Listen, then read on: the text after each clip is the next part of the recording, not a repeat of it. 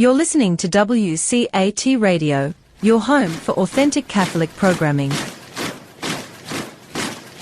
Welcome, everybody, back to Reclaim Catholic.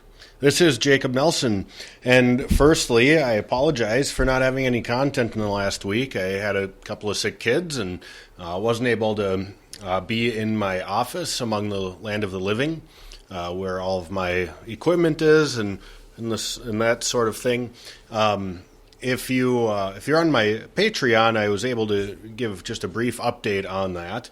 If you're listening via Apple Podcasts, Spotify, or iHeartRadio, I was not able to get anything up on there, so more incentive to head on over to Patreon. A little rusty here after just a week off. Head on over to Patreon and Reclaim Catholic, and I'm able to do written things on there and blogs and whatever else, so it's easier to update that on the fly.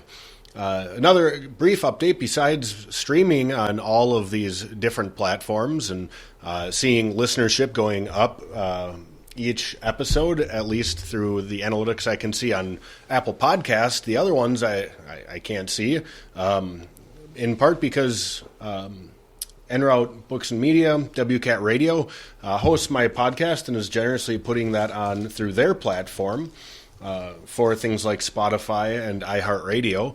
So if you enjoy this content and you want more great Catholic content, head on over to WCAT Radio or go to their Spreaker, SPREAKER.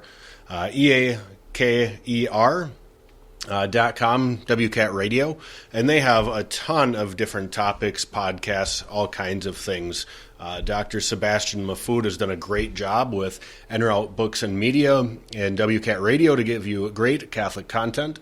But for my own part, I can't always see all of the analytics, but at least I can see my own Apple Podcast ones, and thank you to those who are listening and those who continue to spread the word.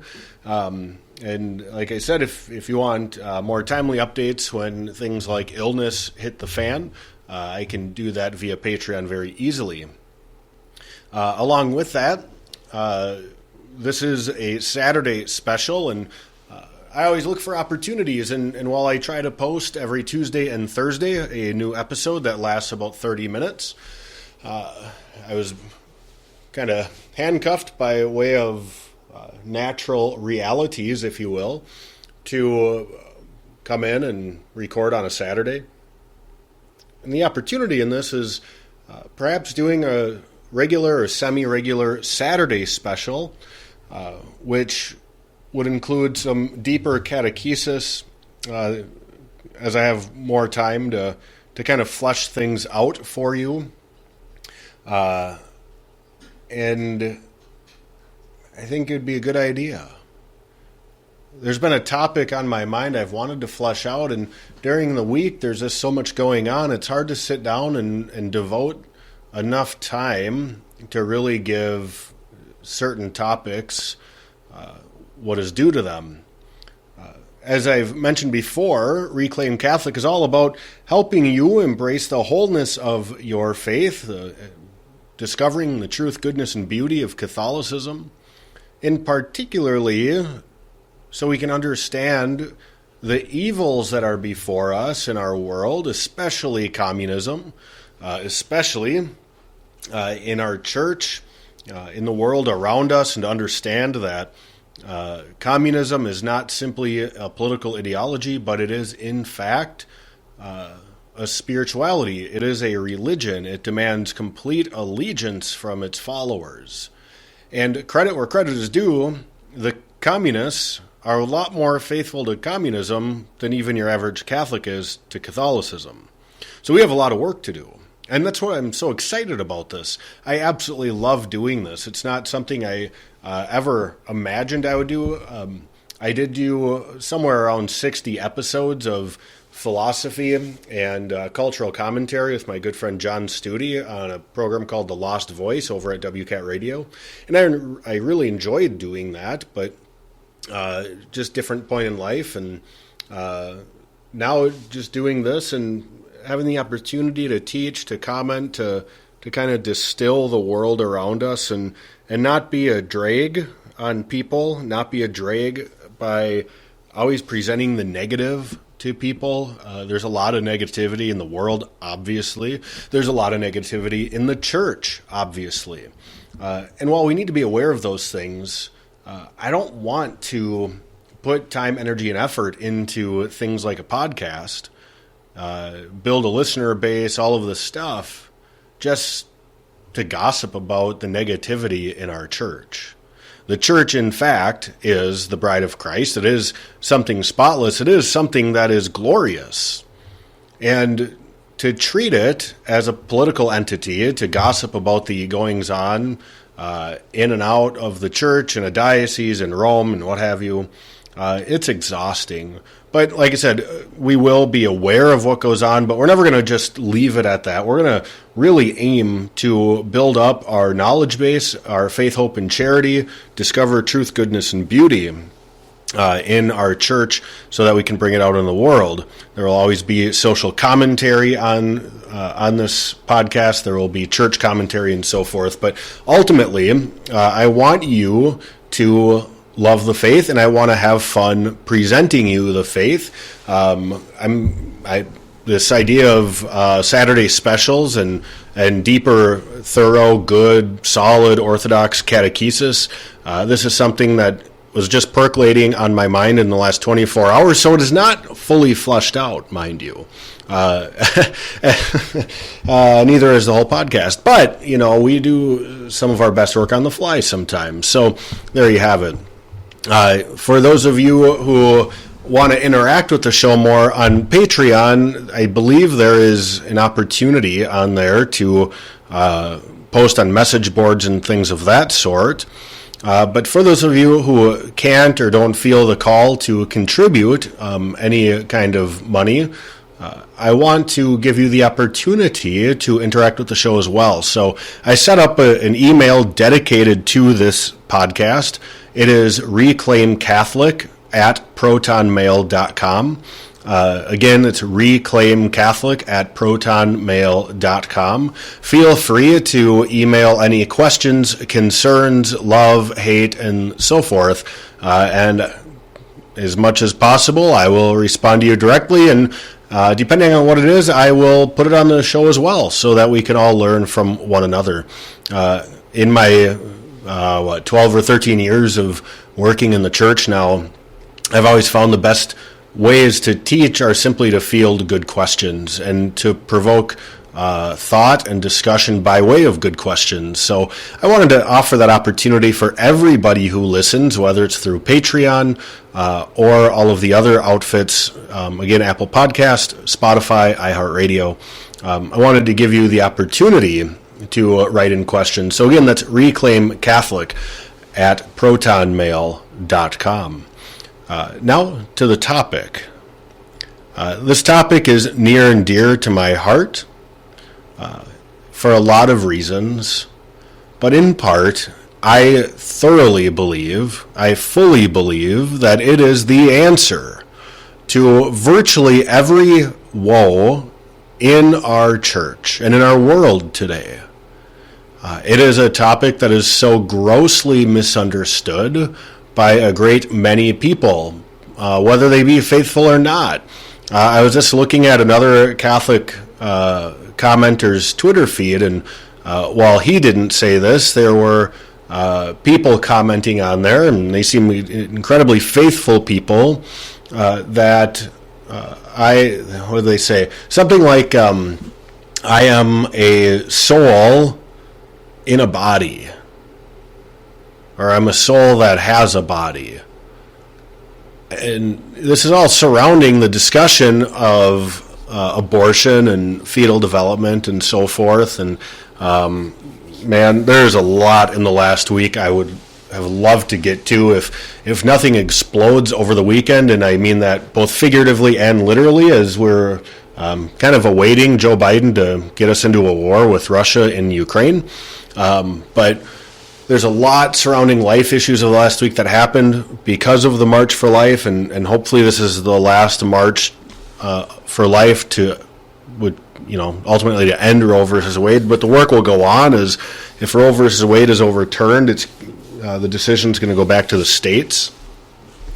But this idea that came about over the weekend, over the last 24 hours, of, well, I'm a soul that has a body, is so inaccurate. I wouldn't say it in any way it was intentionally heretical, but it does mirror a heresy of the early church, Manichaeism. And we need to be precise in our language, and I'm as guilty as the next of not always being precise. But ultimately, precision matters, as does distinction. And so this topic that I am about to unfold is an effort to really help us be precise in our language, in our understanding of the human person. And thus we will speak on Christian anthropology today. We're going to speak on the human person, what constitutes the human person.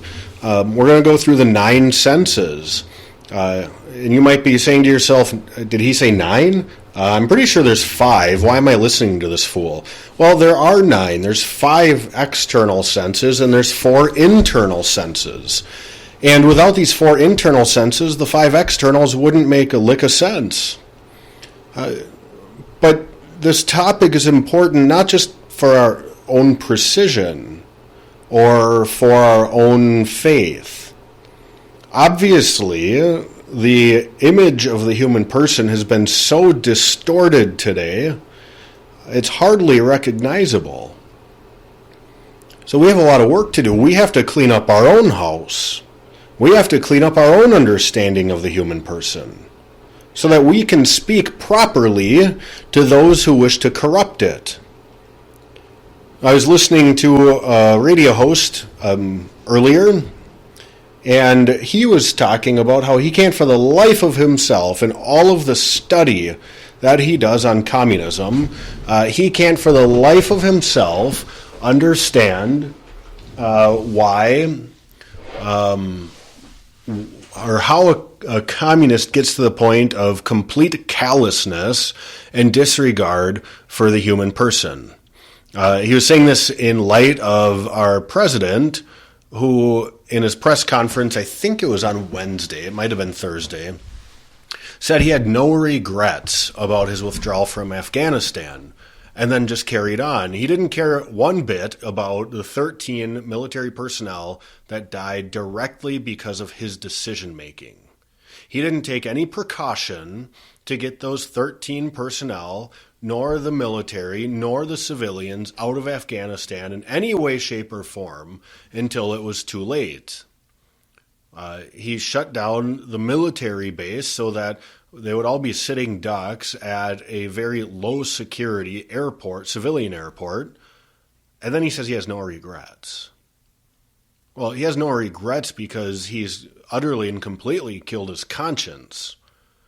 But this radio host I was listening to, who has a lot of great insights and does a lot of great work, repeatedly says he has no idea how somebody, no matter how devoted they are to communism, can get to the point where they have a complete callousness and disregard for human death and suffering, even when it's at their own hands.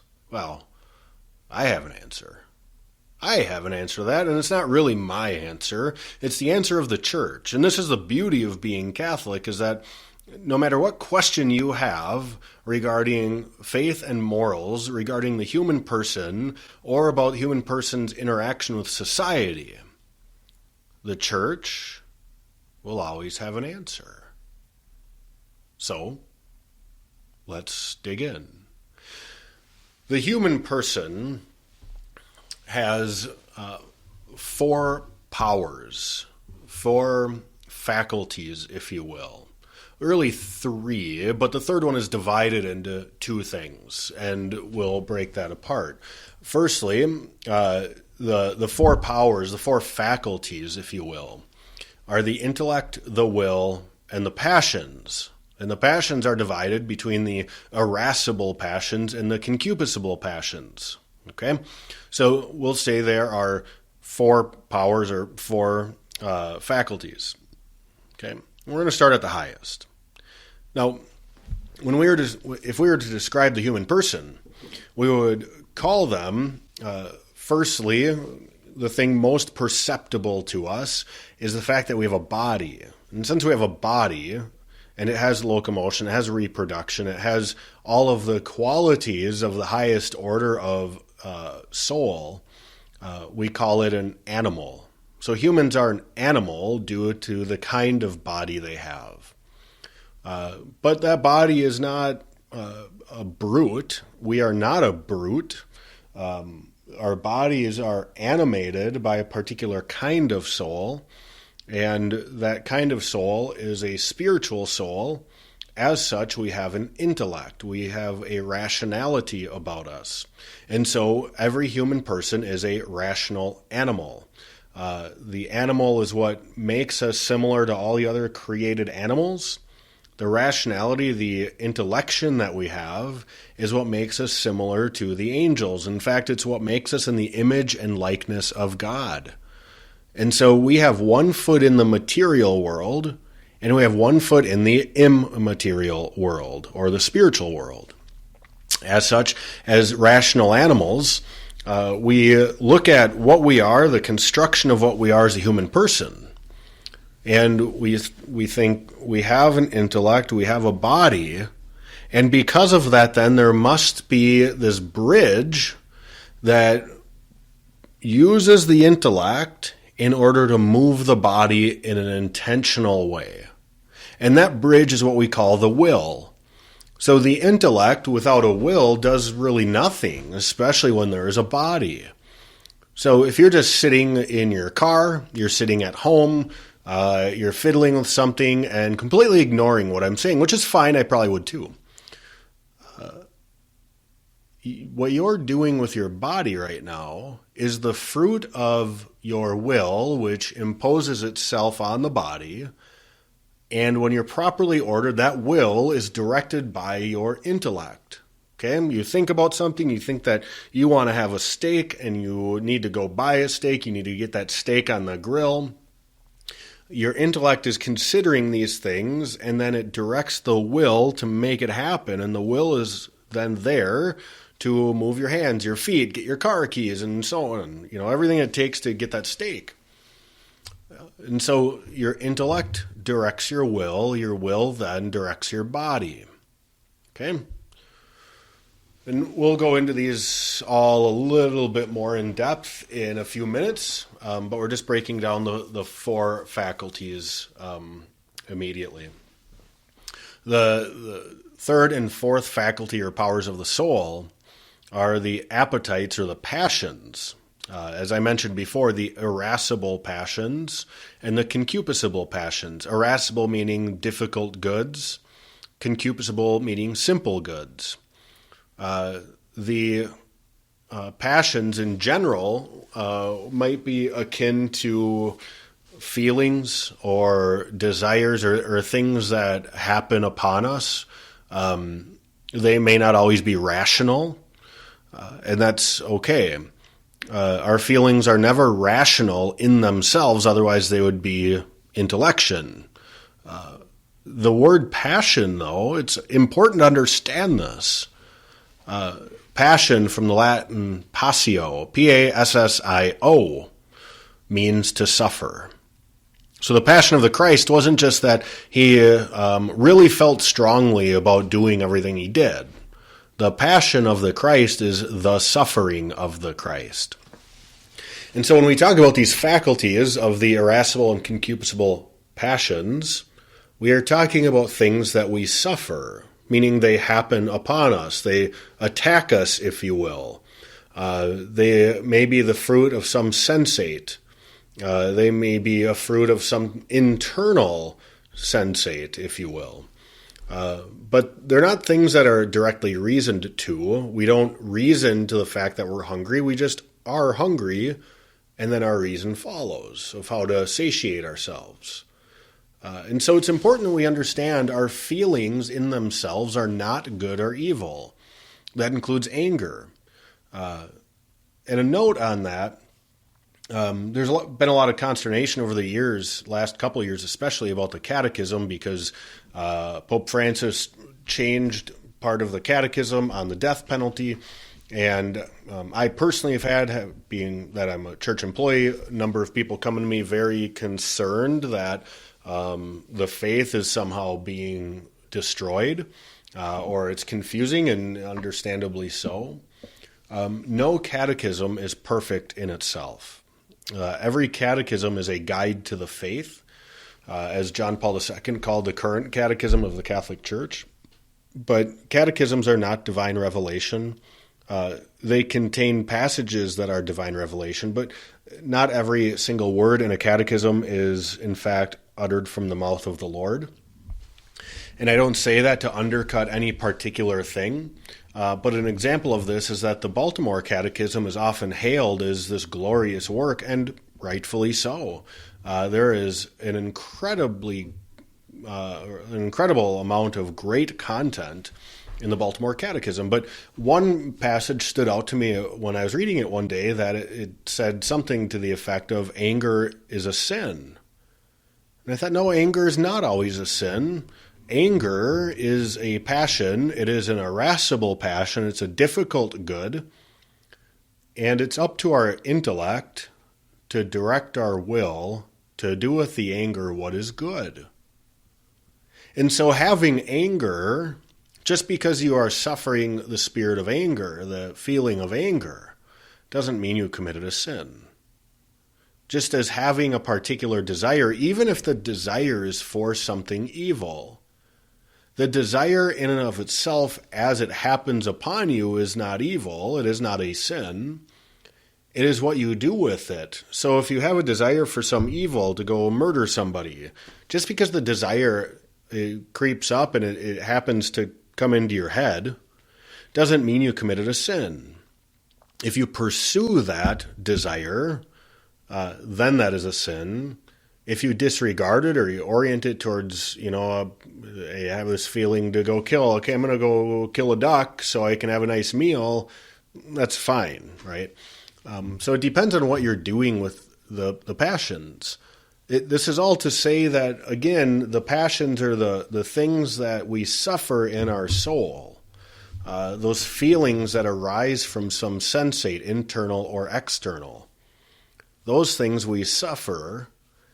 And when we're properly oriented, when we have a soul that is not corrupted, then we will do with those passions what is good, true, and beautiful. When we don't have a properly ordered soul, we'll get to that in a minute. Firstly, we'll start from the bottom. The concupiscible passions. They are love, desire, joy, hatred, aversion, and sadness. Love, now let me just say this. When we talk about these passions as simple goods, when I say love, it's not as though we're talking about the divine caritas and the love of God. No, these are in the most basic understanding of the passion or feeling. So love, the inclination to a good present or absent. Desire, inclination to an absent good. And when I say good, it's not that the thing itself is morally good. It's a perceived good. So I desire, Italian food. Of course, that's morally good, always and forever. But an inclination to an absent good. I desire murdering somebody. Obviously not morally good. Just in case anybody listening is confused, murder is not a moral good, okay? But the corrupted person will perceive it as a good. It's by good, we are understanding it to mean the object of desire, the object of love, the object of joy, and so forth. Okay? So love, the inclination to a good, present or absent. Desire, inclination to an absent good. Joy, rest in the possession of a good. Hatred, repugnance for an evil, present or absent. Aversion is retreat from a present evil. Sadness is restless possession of an unavoidable evil. So you can see love and hatred are the opposites. Love is oriented towards a good, present or absent. Hatred is the repugnance for an evil, present or absent. Desire and aversion are the opposites, and then joy and sadness are the opposites. These are considered simple goods because they are simple to attain. To have an inclination to a good, present or absent is very simple. It's easy. It comes upon us very easily, and it's typically easy to direct. As such, there is a virtue that governs this. Because these things are so easy, it becomes easy to overindulge in them. And thus we have the virtue of temperance to limit the perceived good. Okay? The irascible passions, the difficult goods, hope, despair, courage, fear, and anger. Hope is the confident impulse of overcoming obstacles. Despair is surrender before insurmountable obstacles. Courage is daring in the face of evil. Fear, receding from the threat of evil, and anger, battling with a present evil. These irascible passions, or appetites, are called difficult because they are difficult to sustain. To have a confident impulse of overcoming obstacles, we call that hope. It might be easy to have that in a quick flash or a momentary, sensation. But to have it in any kind of sustained way where the hope actually drives us forward to, in fact, overcome that obstacle, that is difficult. It may be difficult right now to have the passion of hope and orient it towards the virtue of hope when it comes to things like our country, when it comes to things like our particular state in life. It may be difficult to have hope when it comes to even our church at times. Fear not, because the church will always prevail. But because these are difficult things, hope, despair, courage, fear, and anger, we need a different kind of virtue. We don't need temperance for that. We need fortitude. We need strength in our virtue. We need strength in our soul to have hope, to overcome despair, courage, fear, anger. We need strength to properly order these things. And so fortitude is there to strengthen us in the difficult times. Okay. As we move up the hierarchy of goods in the soul, the hierarchy of powers, we come to the will. Again, as I mentioned, the will is something that is there to direct these sensations. Okay. So the sensation occurs, and the will then directs it towards its appropriate end. It acts upon them, if you will. Because the will is something that begins internally and moves externally, and as such, it is generally oriented towards something else. I can will things for myself, but usually my will is acting upon something else by way of my body. So I will myself to eat a cheeseburger. I am definitely using my body by way of my will to act upon that cheeseburger, which will be devoured very quickly. Okay. Or even more quickly, if I have like 36 cannolis, those will be downed in about 36 seconds. So I can definitely use my body to exact my will upon something else. The will is directed, it begins internally, it begins within us, and it moves externally. As such, we need a virtue that orients it properly. And because it's oriented towards something or someone else, we need the virtue of justice. Justice to give to another what is due to them. And trust me, Italian desserts have what's coming to them. Okay, so the will is governed, if you will, by the virtue of justice when we are properly ordered. And so I can, through my will, give what is due to another. And so the will is governed by justice, which leaves us with the intellect, this power of the mind. I don't say the brain. The brain is a bodily organ which houses, if you will, the mind or the intellect. And that is the thing that kind of gathers it all together and gives us the right estimation of reality. Because of that, we need the crown jewel virtue. We need the queen of all virtue, which is prudence. You might have been thinking to yourself, it must be humility or it must be charity. No, prudence. Prudence is the crown jewel of all virtues that are natural and ordered towards us getting to heaven. Why? Because prudence is the rule with which I measure. It is the way that I estimate how much or how little.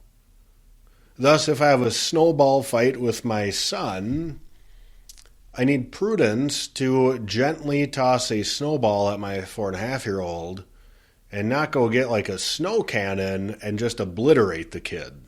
That wouldn't be prudent.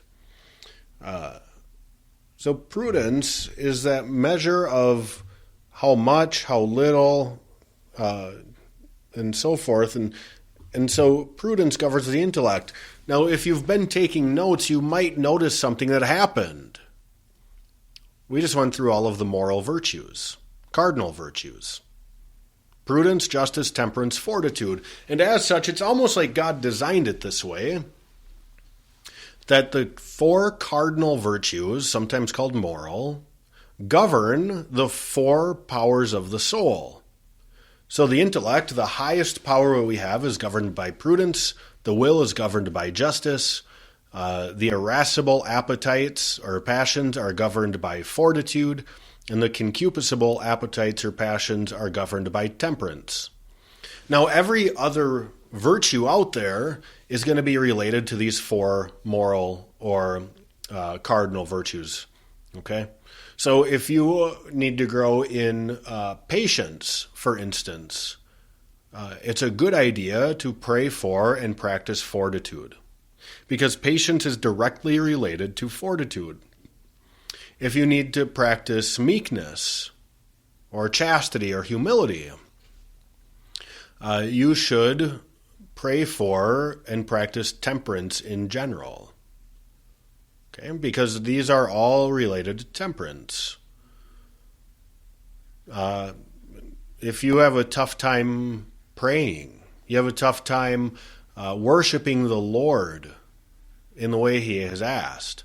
By the way, on that note, the general instruction of the Roman Missal, which is the governing liturgical document that tells us how to say Mass, says that pastors of souls should ensure that their faithful can chant in Latin the Gloria, the Our Father, and the Creed.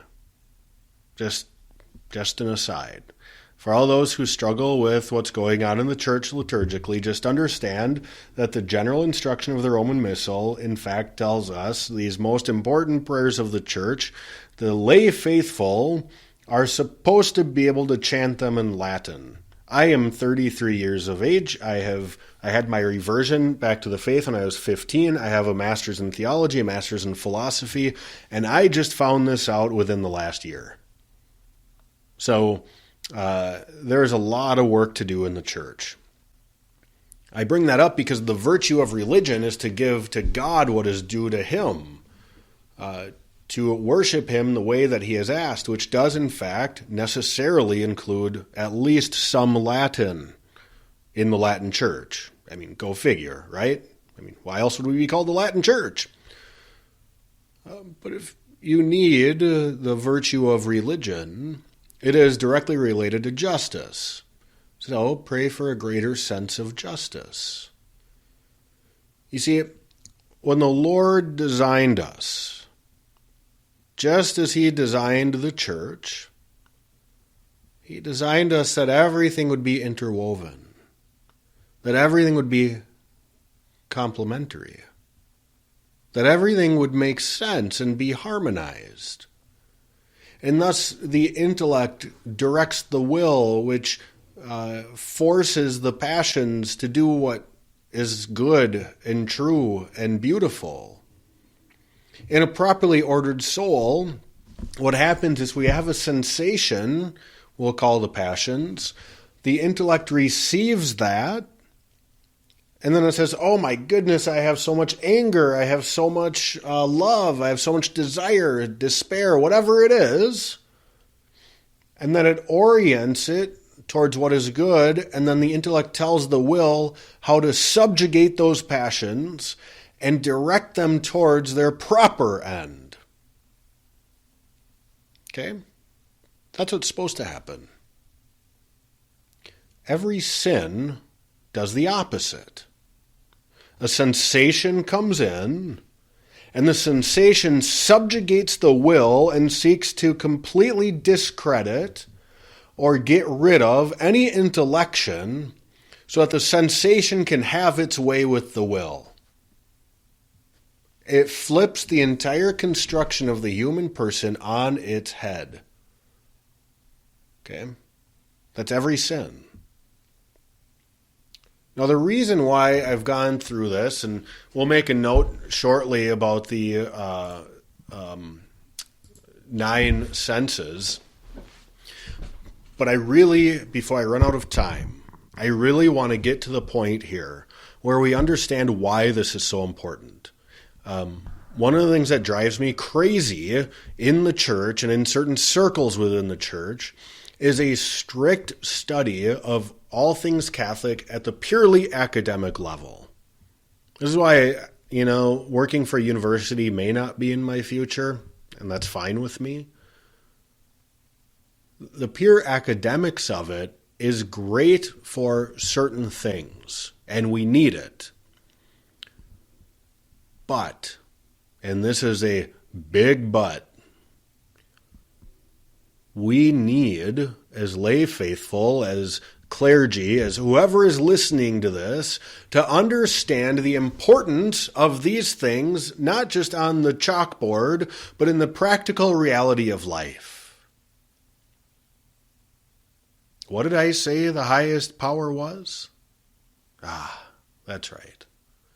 It is our intellect. If you look around, Matt Walsh was just on Dr. Phil last week, and he was discussing transgenderism. He shut down the entire stupid argument with one question. What is a woman? And the answer was, well, a woman is anybody who identifies as a woman. So Matt Walsh just says, yeah, and what is a woman? And they can't answer it. Because the aim of whether it's the transgender movement, whether it is the crazy, as Rush Limbaugh will call it, the feminazis, the communists, you can go down the list, progressives, whatever. Everybody on that side of the aisle, everybody who's trying to attack and destroy any sense of traditional humanity, they have one great thing in common: to corrupt and destroy the intellect. Because if they can get it to the point where people only act upon their senses, then they never have to encounter the rational God. They will encounter him, let's be honest. But in the midst of their suffering in this world, they can kill their conscience and they can run away from God so much more easily if they have voided any intellectual reality in themselves or around them. And so brothers and sisters, beware of anybody and anything that seeks to shut down or corrupt any kind of intellectual thought, debate, inquiry, or anything else that has to do with our intellect. That is our highest good. It is the greatest good of all of humanity because it's not just what sets us apart from the beasts and the brutes.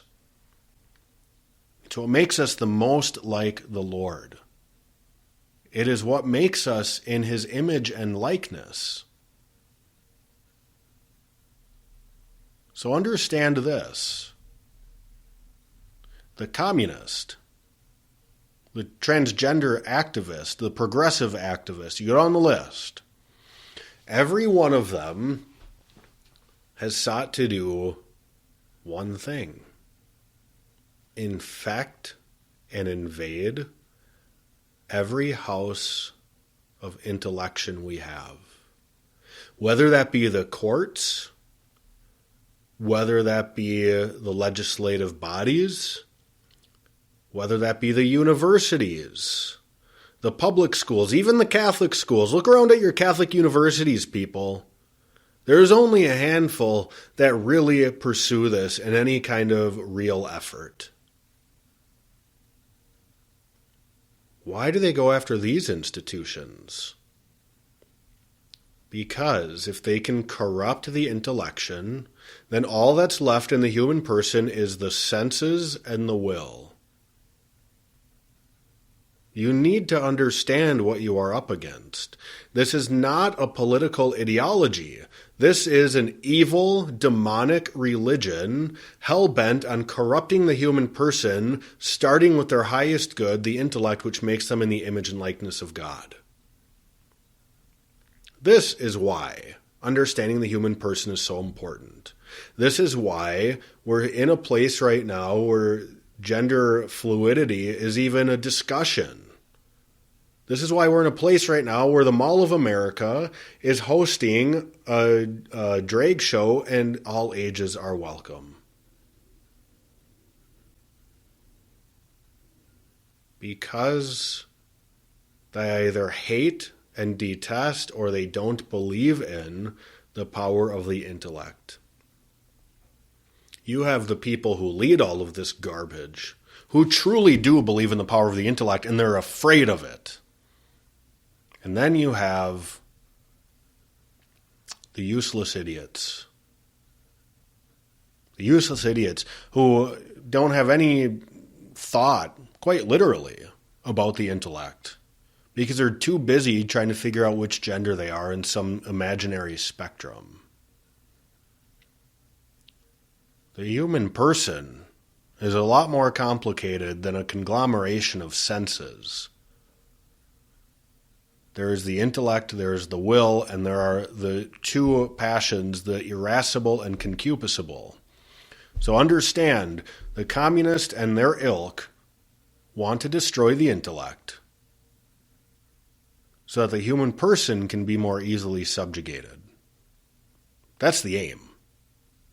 And that's why somebody like Joe Biden, who has no regrets over Afghanistan, is so callous to the human person, because if the intellect is gone, not literally gone, but completely glossed over, hidden and shoved under a rock, then to them, the only thing lost, the only thing that's killed is an animal, because they can't see the rationality anymore.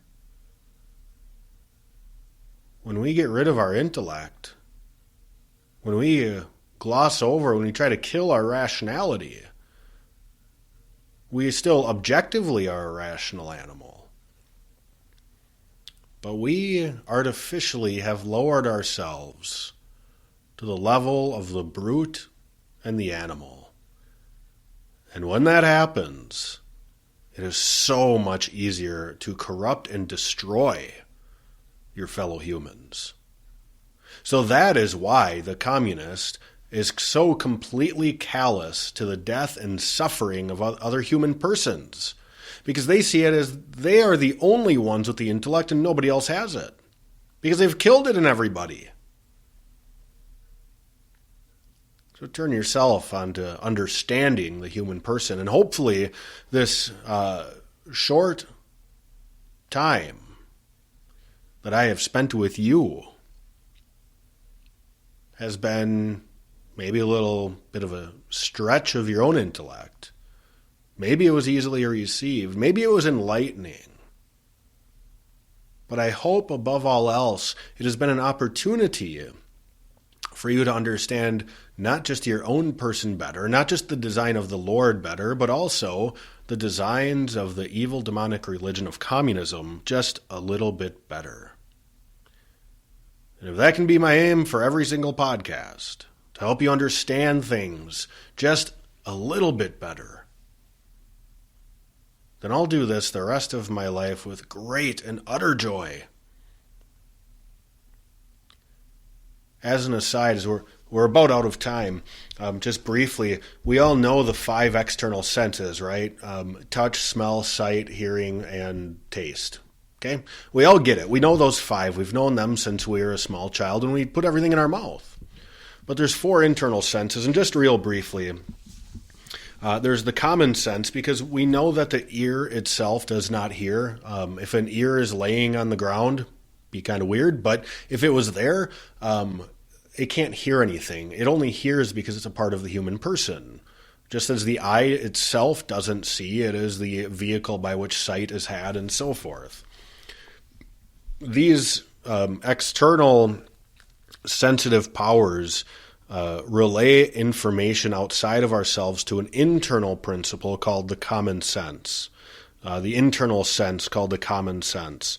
And the common sense takes what the external senses have and brings it into the human person. It brings it internally. Some others will call it the central or synthetic sense, but traditionally through scholasticism it's called the common sense. And the name, it takes in the auditorial waves, it takes in the light through the eyes and whatever the other senses, external senses are, and creates what's called a percept. It's the unified picture of the tree, of the rooster, of the car, and so forth. Whatever it is external to us, the common sense harmonizes all of the external senses into one cohesive picture. Okay? So that's the common sense. The imagination, we know what that is by way of our own practice. It creates images in our mind. The image produced in the imagination is different from the image produced in the common sense, because the image in the imagination is permanent. Okay? You can hold that in your mind as long as you want to. Whereas the image in the common sense is temporary, and it lasts only as long as the sensates, those things external to us, the sight, the hearing, and so forth, exist. So once those sensates are gone, the common sense is done with its job, and then the imagination could take those senses or those sensations later and conjure up the image of the tree again. Okay? So it's important to understand that as a principle of recording reality in our mind. But, of course, the imagination is also creative. It can take the image of the tree, and it can aid us conjuring up that image and putting it on a canvas or a sculpture, whatever. We can be creative due to the imagination sense, the imaginative sense. So we have the common sense, the imagination, then we have sense memory, and the images of the memory are different from the imagination because the sense memory is time qualified. So your imagination can think of a tree in general because of the common sense, but the sense memory can think of a specific tree that you saw at a specific time and location. Okay. And so you can see we're getting narrower and narrower in our understanding here. Okay, so those three kind of really narrow down from taking the idea of the tree in general through the common sense. The imagination can think of a tree in general, and then the sense memory can think of a specific tree. And then the fourth internal principle is called the cogitative sense. And the cogitative sense is almost like an instinct. It's an internal sense, as we've been talking about, and it enables us to offer judgment quickly and without the use of the intellection proper in order to know if something is helpful or harmful. So it's almost like an instinct. It's a little bit higher than an animal instinct because that cogitative sense is informed by all of the intellectual powers that we've had previously. But it is still estimative in its power. So those are the 9 senses to maybe reflect on. I wanted to get to that. But more importantly, I wanted to spend at least some time on helping us understand why recovering the whole construction of the human person is so important. In these last couple minutes, let me just remind you, the 4 powers of the soul, the intellect, the will, the irascible appetites, and the concupiscible appetites, are governed by the 4 cardinal or moral virtues: prudence, justice, fortitude, and temperance. And so all other virtues we can think of relate to those 4, and those 4 govern the whole of who we are. So if you come across something like, I'm a soul that inhabits a body, or I'm a soul suffering in this body, whatever, you are more than a soul. If you were just a soul, the Lord wouldn't give us the virtues that govern things that occur to our body. We also wouldn't have all of these internal senses to translate the external reality into internal principles, because quite frankly, if we were only a soul, nothing material would matter. So we are the harmony of body and soul. Both are important. Both are necessary for the human person. One is not more or less important than the other. If you lack one over the other, you are no longer a human. Now, I say that with an asterisk. When we die, our body dies, our soul goes on, but in the resurrection, we're going to get our bodies back. Whether you're in heaven or hell, you're getting a body back. The difference is in hell, your body's going to be worse than it is now, and in heaven, your body's going to be glorified. So if you don't like your body now, make sure you will do everything you can to get to heaven. The interim doesn't mean you're not a human person, but there is something that is incomplete about you due to death. And the Lord restores us to the fullness of who we are as humans when we recover our bodies due to the resurrection, but those are going to be glorified bodies. We're going to be divinized. It's going to be a glorious time in heaven, and I hope to see you all there. In the meantime, while we're still on this side of the grave, we need to do all we can to preserve the truth, goodness, and beauty of the perennial teaching of the church in our society and in our church. Our society desperately needs a recovery of the image of the human person, a re-encounter of Christian anthropology, a Christian perspective on the human person, body and soul, a rational animal, so that we can help people think through their passions and direct them with their will, rather than seeing our fellow man be consumed by their passions. And so with that, we'll say a quick prayer to our loving, ever-loving, blessed Mother, that she, who fully embraced her humanity so that she might fully embrace the divinity of the Lord, that she might help us fully embrace our humanity as well. And thus we pray. Hail Mary, full of grace, the Lord is with thee. Blessed art thou among women, and blessed is the fruit of thy womb, Jesus. Holy Mary, Mother of God, pray for us sinners now and at the hour of our death. Amen. If you have a chance, leave a review, leave a rating on Apple Podcast and iHeartRadio, Spotify. Go to Patreon if you want to contribute a couple bucks. It all helps. I am working on getting some new equipment to up the production value of this. I'm very excited about that. If you want to continue to support that, please do so over at patreon.com/reclaimcatholic. You can listen to Reclaim Catholic on all of the major streaming services thanks to WCAT Radio and Dr. Sebastian Mahfoud. Head on over there for some other great podcasts. And finally, if you have any questions, comments, concerns, inquiries, you want to be an interlocutor, or you just want to send some love or hate, reclaimcatholic@protonmail.com. And next week, Tuesday and Thursday, we should be resuming regular podcast. Tuesday will be another Triumphant Church Tuesday. God bless you all. Have a wonderful weekend. Thank you for listening to a production of WCAT Radio. Please join us in our mission of evangelization. And don't forget, love lifts up when knowledge takes flight.